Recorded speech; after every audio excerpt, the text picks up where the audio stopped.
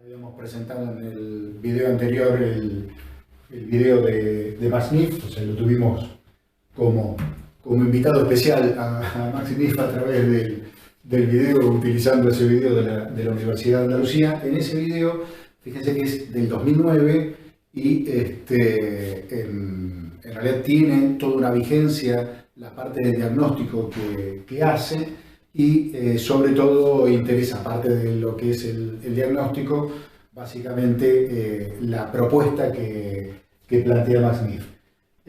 Acá con el libro, o sea, video, libro, Power y clases, más los distintos autores, es un poco lo que va a ir conformando un poco nuestro planteo desde la cátedra del abordaje del tema.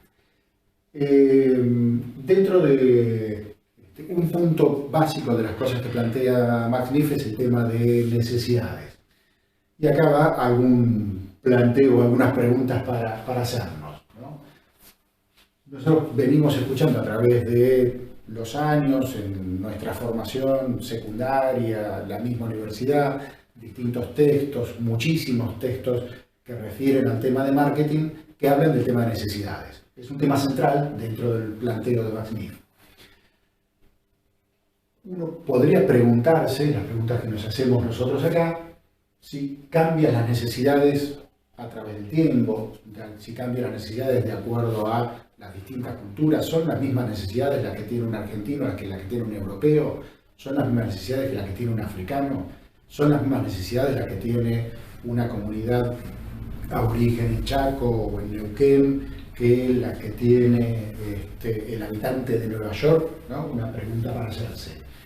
Pueden ser las mismas a través de las épocas, o sea, las necesidades que tenían nuestros abuelos, bisabuelos, hace 100 años, hace 200 años, son las mismas que ahora. Escuchamos siempre el tema de, bueno, las necesidades van cambiando, hay que adaptarse a las nuevas necesidades, estas frases que estamos escuchando a menudo. Yo diría, acá, si pueden, pausen un poquito el video y piensen ustedes en estas preguntas, respóndansela a ustedes mismos, qué mirada tienen ustedes respecto de las necesidades y en función del bagaje cultural y de conocimiento que traemos hasta ahora, digamos, ¿no? Acá son las mismas en todas las épocas, en todas las sociedades, países, en todos los grupos sociales. Y acá vamos a ver algunos artículos o algunos documentos. Son distintos recortes de distintas publicaciones, distintos momentos y lugares. Y veamos cómo adaptarse a las nuevas realidades, consumidores y necesidades. Nos plantean desde el marketing una publicación, guía de marketing sostenible para adaptarse a las nuevas necesidades de la sociedad, hacia el turismo de la sociedad del sueño, nuevas necesidades de mercado. Abajo, cambio de las necesidades de los turistas, 10 tendencias que modelan el sector turístico en el 2018, dentro de las cuales, acá resaltadas, cambios demográficos y sociales, cambios en las necesidades de los turistas, ¿no? Nos plantean estos y otros artículos más, como para ver de alguna manera qué es lo que nosotros recibimos, digamos, dentro de lo que es la difusión del valor respecto a necesidad, reinventar las nuevas necesidades del turismo, ¿sí? Refiero a Big Data y demás, cómo crear la necesidad al vender un producto, nuevas necesidades de la demanda turística, y fíjense el lema del cuarto foro de turismo de Ibiza del 2017, identificación y adaptación a las nuevas expectativas y necesidades del turista digital. O sea, nos viene planteado, digamos, esto que decíamos hace un ratito, ¿no? Que las necesidades no son las mismas, que cambian todo el tiempo, que nos tenemos que adaptar a esos cambios y demás. Eso de alguna manera es el valor impuesto, es lo que nosotros tenemos, o una parte de nosotros por lo menos ha incorporado a lo largo de los años. Max Neff nos plantea exactamente lo contrario, ¿no? El planteo de Max Neff es que las necesidades son las mismas a lo largo del tiempo y en las distintas comunidades. O sea, que no hay variación de las necesidades que tenía el hombre hace 1000 años son exactamente las mismas que tiene el hombre en el 2020. Las necesidades que tiene el habitante de Los Ángeles son las mismas necesidades que tiene el habitante de un pueblito de África o en Asia o donde se les ocurra. Lo que cambia, nos plantea McNiff, son los satisfactores. Lo que cambia son la manera, los elementos que las distintas culturas van a estar utilizando para satisfacer esas necesidades. Pero las necesidades no. Fueron las mismas, son las mismas y serán a futuro las mismas. Sí va a haber una variación de acuerdo, de hecho, el planteo, fíjense, inclusive si lo cruzamos acá con Jaboribe, con el cuadro, las diferencias culturales entre los distintos grupos sociales tienen que ver con las diferencias en la elección de los elementos para satisfacer esas necesidades. Entonces, la diferencia entre culturas, la diferencia entre sociedades, la diferencia entre épocas, no está en las necesidades, sino en la manera en que cada grupo social satisface esas necesidades, ¿no? Fíjense, bueno, les queda para el PowerPoint, pero acá en la parte de abajo, el cambio cultural es, entre otras cosas, consecuencia de abandonar satisfactores tradicionales para reemplazarlos por otros nuevos y diferentes, ¿no? Y avanza un poco más McNiff y nos plantea cuáles son las necesidades. Nos plantea que son 9 necesidades y toma una necesidad que puede convertirse en necesidad, la toma como una de las no fundamentales, por lo menos en la actualidad. Plantea participación, identidad, protección, entendimiento, creatividad, libertad, ocio, afecto y subsistencia como las 9 y la 10ª o la eventual, la trascendencia. Acá hay un punto, creo que dentro de los planteos de McNiff, los planteos por ahí innovadores de McNiff, de diferenciar necesidad y satisfactor, que parecería ser un tema casi, uno podría plantearlo o pensarlo como que es un tema solamente semántico, como que el problema es casi, bueno, está bien, necesidad, satisfactor, pero hay diferencias importantes en pensar, digamos, cómo una sociedad piensa en función de necesidades o en función de satisfactores y si diferencia estos dos conceptos claramente. Una cosa es, o sea, el marketing, la publicidad sobre todo, tiende, creo que no ingenuamente, a confundir estos dos términos.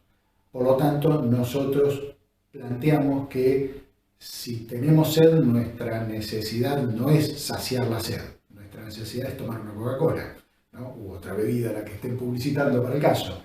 Si necesitamos comunicarnos, en realidad no es que necesitamos satisfacer esa comunicación, sino que necesito el último celular, el que sea, que corresponda a la época que estemos viviendo. Pero se confunde al objeto, el satisfactor, ¿sí?, al objeto que vamos a estar utilizando para satisfacer esa necesidad con la necesidad en sí misma, ¿no? Entonces, necesito la moto, no es que necesito transportarme. En realidad lo que necesito es transportarme y utilizaré el auto y está buenísimo si puedo tener para la satisfacción de esa necesidad el objeto que más me gustaría tenerlo, digamos. No está en cuestión ese punto, sino en confundir necesidad con satisfactor, digamos, ¿no? Ese es un tema que creemos que es central. Al mismo tiempo nos habla de qué pasa con las carencias, qué pasa cuando una de esas necesidades no está satisfecha. Entonces normalmente nosotros utilizamos la palabra pobreza en función de la necesidad de subsistencia y ante la falta, digamos, o ante la carencia en la necesidad de subsistencia, a eso es lo que normalmente se engloba como pobreza. Y McNiff dice que lo más correcto sería hablar de pobrezas, porque cualquier carencia en cualquiera de las necesidades está generando una pobreza. Por lo tanto, si tenemos carencia en alimentación o abrigo, vamos a tener una pobreza en subsistencia, que es lo que habitualmente conocemos como pobreza.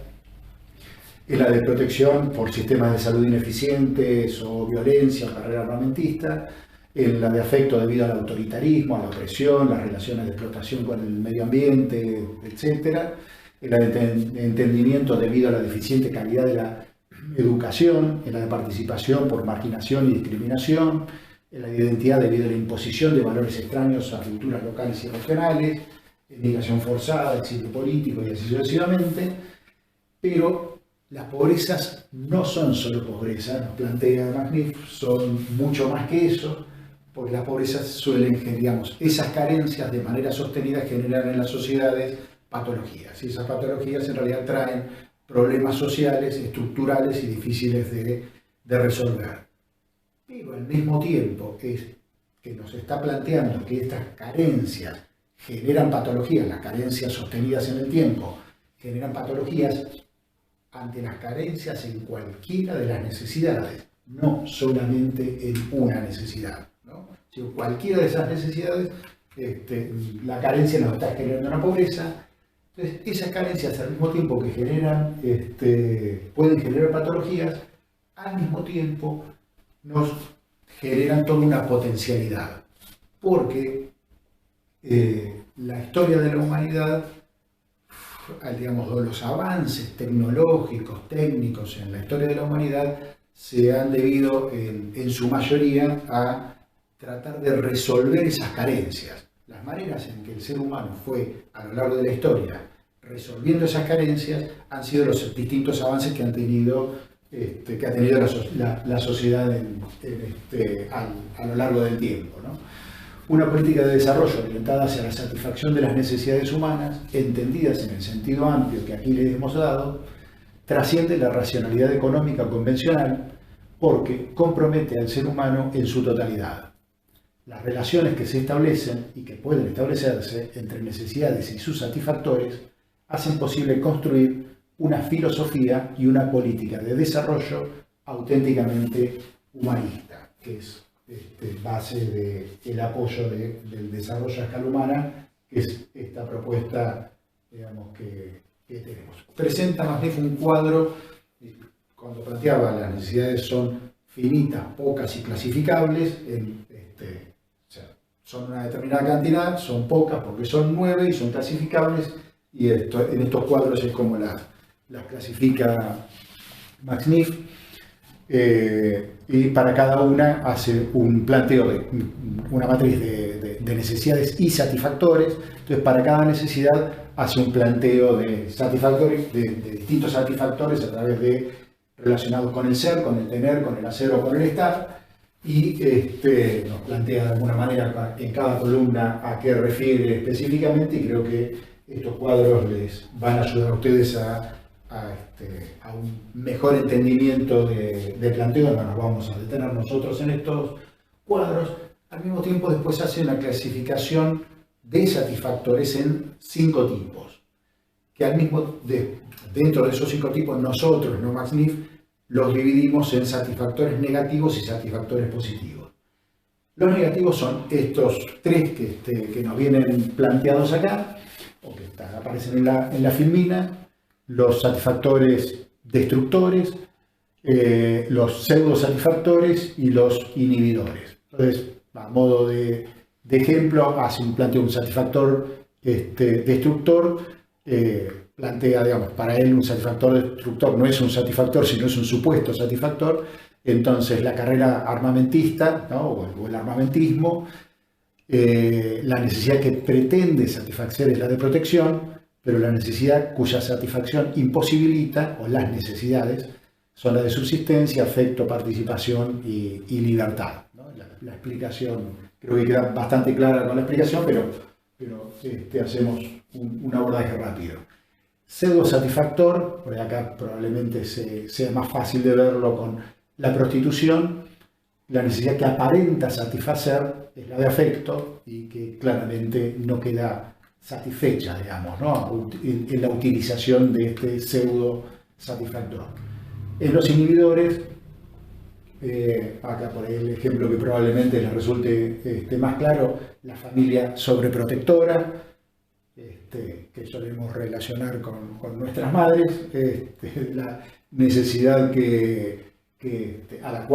por la cual se presenta el satisfactor es la de protección, pero la necesidad cuya satisfacción inhibe, o las necesidades que inhibe, las de afecto, entendimiento, participación, ocio, identidad y libertad, seguramente deben conocer más de un caso de las familias sobreprotectoras.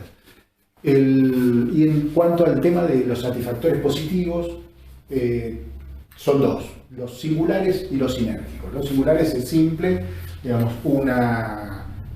un satisfactor, una necesidad, o sea, un satisfactor específico para satisfacer directamente una necesidad determinada, y los deseables, a nuestro criterio, son los sinérgicos. Y en esto uno puede pensar, digamos, las políticas de desarrollo, pero aparte las políticas turísticas, o pensar las planificaciones estratégicas en turismo, o las planificaciones estratégicas, pensar en conseguir los objetivos a través de satisfactores sinérgicos, ¿no? Serían lo más deseable a tratar de pensar en función de los satisfactores sinérgicos. Y acá yo diría que también pueden hacer una pausa en el video y pensar ustedes cómo juega o cómo puede jugar, o ejemplos de cómo juega el turismo, digamos, cruzándolo con estos satisfactores. Si puede el turismo ser algún satisfactor negativo, si el turismo es un satisfactor positivo o negativo, digamos, como crean, si es un satisfactor singular, si es un satisfactor sinérgico, ¿no? Si quieren, hagan una pausa, piénsenlo unos minutos, a ver un poco qué se les ocurre.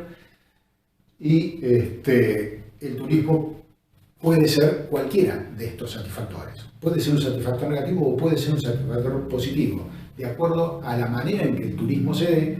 O sea, el turismo sexual infantil es algo que existe, está penado por la ley, es ilegal, y todos los adjetivos negativos que se les ocurra poner, pero es algo que existe y que está asociado a la actividad turística y que claramente es un satisfactor negativo. Al mismo tiempo, creemos nosotros que el turismo tiene toda la potencialidad de ser un satisfactor sinérgico. Y en función de esto, creemos que es deseable pensar a la actividad, pensar a las políticas turísticas y pensar los objetivos de desarrollo, no a los objetivos de desarrollo, sino en cómo cubrir los objetivos de desarrollo a partir de satisfactores sinérgicos que lo que nos va a estar brindando es la posibilidad de satisfacer distintas necesidades y posiblemente a distintos grupos poblacionales.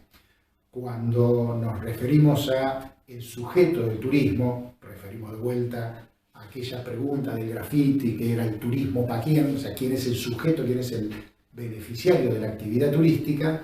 Entonces ahí aparecen distintos beneficiarios y nosotros podemos pensar en función de cada uno de esos sujetos y pensar en satisfactores sinérgicos para cada uno, o pensar en satisfactores sinérgicos donde en realidad tengamos necesidades satisfechas tanto en turistas como en residentes o como en los migrantes, digamos, ¿no?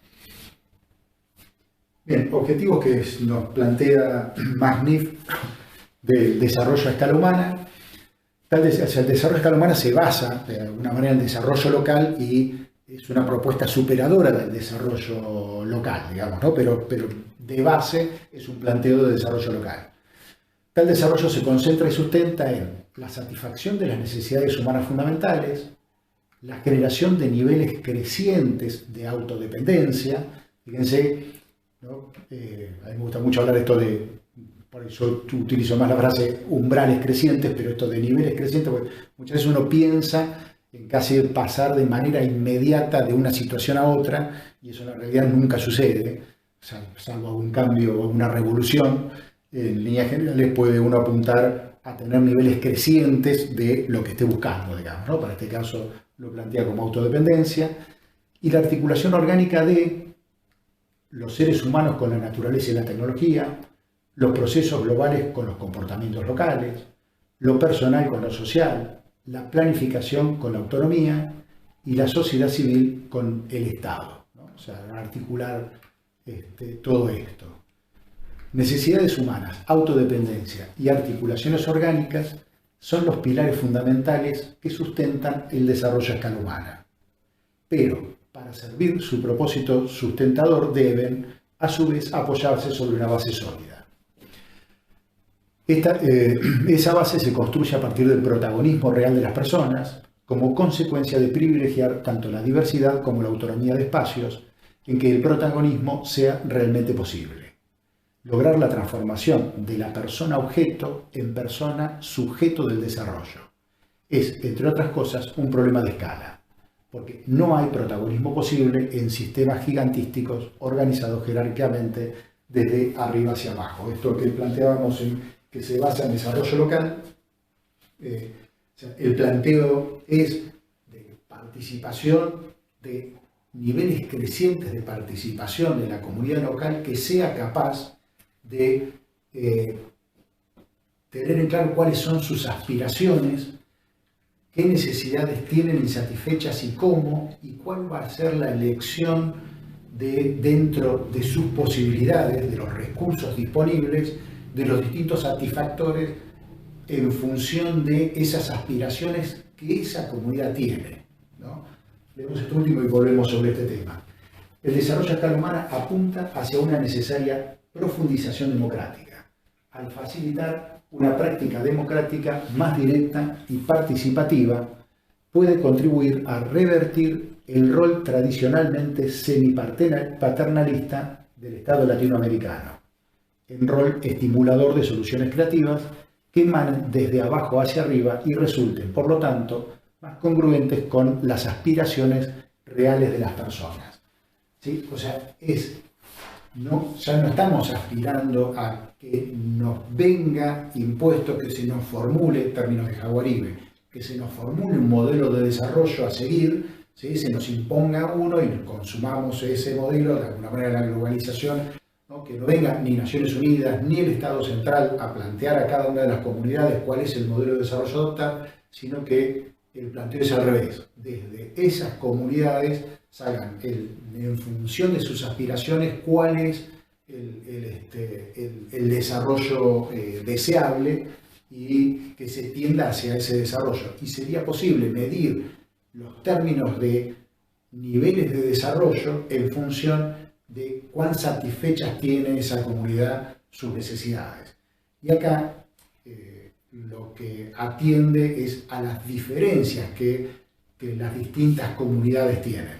O sea, si pensamos para ponerlo en términos bien extremos, cuáles, digamos, los supuestos que podamos tener nosotros y la percepción que podamos tener, si pensamos en cuáles suponemos nosotros que van a ser las aspiraciones que tiene un habitante de Nueva York, para poner como ejemplo de la gran ciudad, y no sé, que aspira a tener un auto en la puerta, un quinto piso frente al Central Park, y X cantidad de objetos y cosas y determinadas necesidades, satisfacerlas con determinados tipos de objetos, y una relación, digamos, en las grandes ciudades de la persona para con el territorio determinada, y lo comparamos, por ejemplo, con una comunidad mapuche en Neuquén, y cuáles son las aspiraciones de esa comunidad, cuál es la relación que ese habitante tiene con ese territorio, y seguramente van a tener muy poco que ver. Ahora imaginémonos que un habitante de esa comunidad lo obligamos a ir y a vivir las aspiraciones del otro en Nueva York y viceversa, y lo más probable es que tengamos a dos individuos absolutamente insatisfechos, no sé si absolutamente, pero muy insatisfechos y por lo tanto subdesarrollados, digamos, ¿no? Con carencias en unas cuantas necesidades, por lo tanto con pobrezas, en los dos casos. Entonces, este es el modelo de desarrollo a seguir, que de alguna manera es parte de lo que la globalización logró, digamos, porque hoy es el mundo en el cual estamos viviendo, tiene casi como un modelo de desarrollo planteado y el modelo de desarrollo a seguir, y atiende muy poco a cuáles son las necesidades o a escuchar cuáles son las necesidades o los planteos locales. Seguimos con los planteos de desarrollo a escala humana, los postulados que plantea el desarrollo a escala humana. Algunos de estos postulados ustedes los vieron ya en el video, otros de estos postulados están en el texto, y hay otros postulados que en realidad todos estos postulados que están acá en esta filmina de alguna manera resume en cuanto a los postulados el tema del video y el tema del libro de Max Neff. Vamos a los postulados. El desarrollo se refiere a las personas y no a los objetos. En general nosotros cuando hacemos, si uno piensa, o esto hagan el ejercicio, traten de pensar cuáles son a criterio de ustedes las sociedades desarrolladas y traten de pensar por qué nosotros creemos que esas sociedades son desarrolladas. Y en líneas generales casi siempre referimos a objetos. Esta sociedad tiene un mejor parque automotor, mejor nivel de comunicación porque las rutas están bárbaras, la infraestructura que tienen es fenomenal, tienen muy buen equipamiento, tienen X cantidad de celulares de última generación por habitante mayor que los países que consideramos subdesarrollados y que tienen esos niveles por debajo. Se mete en el tema del nivel educativo y en líneas generales refiere no tanto al producto de ese nivel educativo, sino a la infraestructura disponible para ese nivel educativo, digamos, ¿no? Y de cuántas universidades y, digamos, cómo están equipadas esas universidades respecto de unas universidades del mundo subdesarrollado. Fíjense que tendemos a hacer la comparación no tanto en función de satisfacción de necesidades, sino en disponibilidad de objetos, ¿no? Entonces el planteo acá pasa por pensarlo al revés, ¿no? Lo que no significa prescindir de los objetos o prescindir de los satisfactores, sino tener en cuenta en cuáles son las aspiraciones, ¿no? 2. Las necesidades humanas no son infinitas y por lo tanto saciadas por el mercado, al contrario, son finitas, pocas y clasificables. Esto ya lo vimos y nos presentamos el cuadro y todo. Las necesidades humanas fundamentales son las mismas en todas las culturas y en todos los periodos históricos. Lo que cambia es la manera o los medios utilizados para la satisfacción de las necesidades, el planteo de necesidades y satisfactores que ya hicimos. La economía ha de servir a las personas y no a la inversa. Esto lo vimos en el video de Max Neff. Claramente, aunque parezca ridículo el planteo, vivimos en un mundo donde esto es exactamente lo contrario, ¿no? Crecimiento no es sinónimo de desarrollo y el desarrollo no necesariamente requiere de crecimiento, ¿no? Acá en líneas generales lo que ha sucedido a lo largo de las últimas décadas, desde antes de mitad del siglo XX, es que se empezó a medir los niveles de desarrollo y a generar comparativas de desarrollo en función de los niveles de crecimiento y en función de la disponibilidad de objetos, ¿no? Entonces, se comparaba a través primero del Producto Bruto Interno, ¿no? Después se generó algunos otros, o sea, se vio como que el Producto Bruto Interno, el Producto Bruto Interno per cápita, no era un índice interesante, entonces se empezó a meter el tema de el nivel educativo, mortalidad infantil y cosas por el estilo, pero en realidad siempre termina refiriendo al tema objeto y al tema crecimiento como el camino necesario para el desarrollo. Y esto nos viene divulgado desde casi todos los medios de comunicación del planeta. Fíjense que se plantea como el gran problema, y estos planteos vienen de los distintos partidos políticos, de las distintas corrientes, de los distintos medios. El problema del mundo es el que crece a tasas bajas y que necesita un crecimiento de tasas muy altas. Ahora, hay una enorme incoherencia en un planteo de crecimiento infinito, porque el planteo no es crecer hasta X y en ese momento nos paramos, sino que tenemos que crecer y hay que crecer y hay que inclusive crecer a tasas más altas de las que se crecía, ¿no? El ideal es crecer a tasas chinas, ¿no? De tasas del 5%, cuando crecimos nada más que un 2%, bajamos un 0,2% el crecimiento y se vive como un gran problema. Y hay una lógica, decía, en el planteo de un crecimiento infinito en un mundo finito, en un mundo que tiene recursos finitos. No hay manera de hacer un planteo de crecimiento infinito. No da por ningún lado, o sea, no cierra, la ecuación no cierra, y parecería ser que no es un planteo que en ningún momento se esté haciendo. Bueno, hay obviamente desde esta mirada crítica de desarrollo que nace en los 60 con Le Brecht, que lo comentábamos, a la actualidad, y en la actualidad, digamos, desde hace ya más de una década, hay toda una corriente de pensamiento que tiende o plantea la necesidad del decrecimiento. Vamos a ver poquitito, pero vamos a ver algo de eso. Justamente un poco se basa en esto, que inclusive hay planteos que algunas de las sociedades necesitan para alcanzar mejores niveles de desarrollo de decrecimiento y no de crecimiento, y que los problemas no estarían tanto planteados en la cantidad de los objetos, sino en la distribución de los mismos, ¿no? Ninguna economía es posible en ausencia de los servicios de los ecosistemas, esto también lo vieron en el video. La economía es un subsistema de un sistema mayor y finito, la biosfera, de ahí que el crecimiento permanente sea imposible, que era lo que estábamos planteando recién. Y el principio de valor: ningún interés económico bajo ninguna circunstancia puede estar por encima de la reverencia hacia la vida, que también lo vieron en el video. Entonces, esto que está planteado en el libro que es La economía desenmascarada, que es del 2014, que hace Max Liff junto con un físico alemán, es donde constan todos. No sumamos esto a la bibliografía con esta filmina suficiente. No, la idea pasa más por otro lado respecto del tema desarrollo. Fíjense, a modo de ejemplo, algo que aparece en una guía armada por las Naciones Unidas, por la CEPAL, respecto del desarrollo del turismo, o del turismo y desarrollo.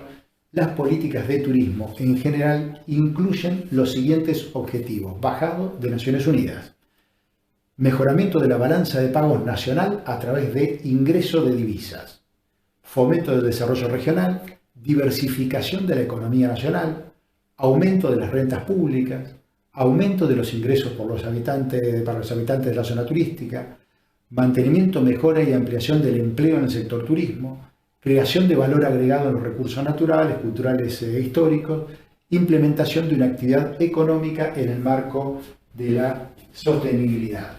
Fíjense que está presente, digamos, el tema desarrollo no está refiriendo a las personas, está refiriendo a los objetos. Es tener mayores ingresos, no tener mayores satisfacciones. O sea, no está hablando de satisfacer necesidades, sino está hablando de que la actividad crezca, que la economía crezca y que se disponga de mayor cantidad de objetos en la sociedad, ¿no? Entonces, esto a modo de ejemplo de cuál es la mirada imperante. Volvemos y seguimos cruzando acá Olive con desarrollo, ¿no? En este caso con desarrollo. Serge Latouche es un francés que es uno de los precursores, si no el precursor del paradigma del decrecimiento. Y esto tan solo como para plantearlo como es una especie de subparadigma dentro de lo que es el desarrollo local o el desarrollo a escala humana que está casi como el gran paraguas. Entonces, normalmente quienes están dentro del paradigma del decrecimiento están dentro del paradigma del desarrollo a escala humana y van un poco más allá, y lo que plantean es la necesidad digamos, que la sociedad a nivel mundial tenga un decrecimiento más que un crecimiento, digamos, ¿no? Y un poco como leemos qué es lo que nos dice Latouche: social, humano, local, sostenible. Recientemente el desarrollo se ha revestido de trajes nuevos, ¿sí? Nuevas formas de plantearlo con cambios en los léxicos, pero no en el fondo, ¿no? Con trajes nuevos que satisfacen los criterios de organizaciones internacionales como el Banco Mundial o el FMI, pero la lógica económica sigue siendo la misma y el modelo de desarrollo sigue conforme a la ortodoxia neoliberal. Sin embargo, el desarrollismo se apoya en creencias escatológicas basadas en la línea y la idea de prosperidad material para todos, que sabemos que es perjudicial e insostenible para el planeta. Es necesario, pues, replantearnos las nociones de crecimiento, pobreza y necesidades fundamentales, y deconstruir nuestro imaginario económico, en particular, lo que afecta a la occidentalización y a la globalización. Es evidente que no se trata de proponer una imposible vuelta atrás, sino de reflexionar sobre las formas de una alternativa al desarrollo, especialmente el decrecimiento convivencial y el localismo. Y en una nota que hace para el diario El País de España, también el mismo Latouche plantea: el término decrecimiento suena a desafío o a provocación. Creo que de hecho es uno de los objetivos que se plantean, aunque seamos conscientes de que un crecimiento infinito es incompatible con un mundo limitado. El objeto de esta obra es demostrar que, aunque un cambio radical es una necesidad absoluta, optar voluntariamente por una sociedad de decrecimiento es una apuesta que vale la pena intentar para evitar un retroceso brutal y dramático. Se trata de una propuesta necesaria para reabrir el espacio de la inventiva y de la creatividad del imaginario bloqueado por el totalitarismo economicista, desarrollista y adepto al progreso como crecimiento infinito, ¿no? Es evidente que dicha propuesta no tiene como objetivo una subversión caricaturesca que consistiría en proclamar el decrecimiento por el decrecimiento. Este propósito solo sería posible en una sociedad de decrecimiento, es decir, en el ámbito de un sistema basado en otra lógica. Y queda lo más difícil: ¿cómo se puede construir una sociedad sostenible también en el sur, donde buena parte de los países y las comunidades, entramos nosotros ahí, son subdesarrolladas, ¿no? Son necesarias diversas etapas: cambiar valores y conceptos, cambiar de estructuras, relocalizar la economía y la vida, revisar nuestros modos de uso de los productos, responder al desafío específico de los países del sur.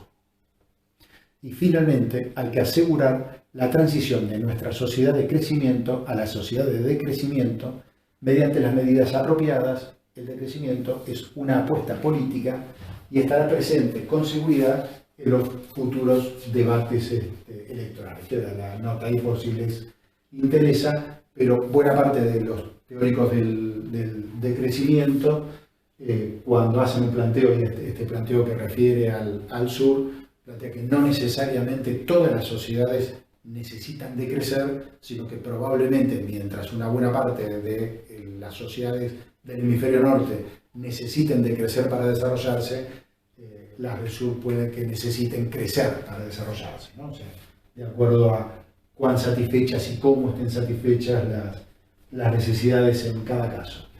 Un ejemplo de algo que muchas veces uno dice, bueno, ante estas alternativas, ante el crecimiento infinito, la necesidad de hacer más cantidad de alojamiento, de hacer planteos digamos, progresistas en el sentido de progreso, de mayores inversiones y equipamientos y demás.